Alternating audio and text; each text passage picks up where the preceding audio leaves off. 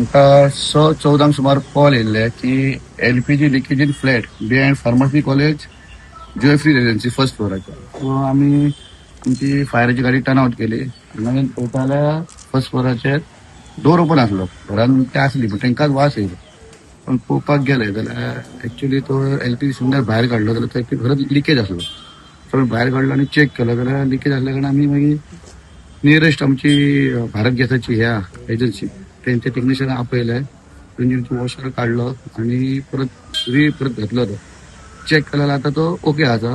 तो परतून आमी तांकां हँडओव्हर केलो.